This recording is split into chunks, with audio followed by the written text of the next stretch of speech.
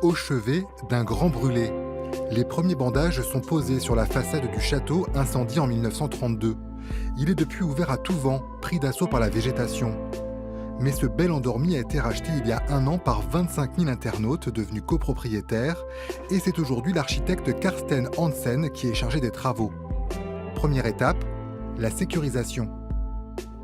C'est très dangereux. Ouais, on constate toutes les semaines qu'il y a des petits morceaux de pierre qui tombent, et puis quand on regarde dans le détail à certains endroits, ça ne tient plus à grand-chose. Alors pour accéder au moindre recoin du château, il faut déployer des échafaudages. Une impressionnante structure de métal posée en douceur pour ne pas abîmer les racines des arbres. Il m'a dit 38 tonnes au plus haut du chantier en échafaudage.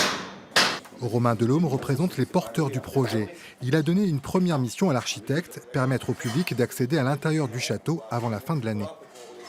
L'objectif, c'est qu'à la fin de cette première phase de travaux, le public il va pouvoir rentrer dans la cour ici, avec un platelage tel qu'on l'a aujourd'hui à peu près, mais mieux dessiné, parce que là, on est en échafaudage, et pourra commencer à découvrir le château. Rien que pour cette étape, il faut compter 850 000 €. Ça coûte cher, mais c'est le scénario retenu par la majorité des 25 000 copropriétaires. Ils sont consultés par Internet pour chaque grande décision.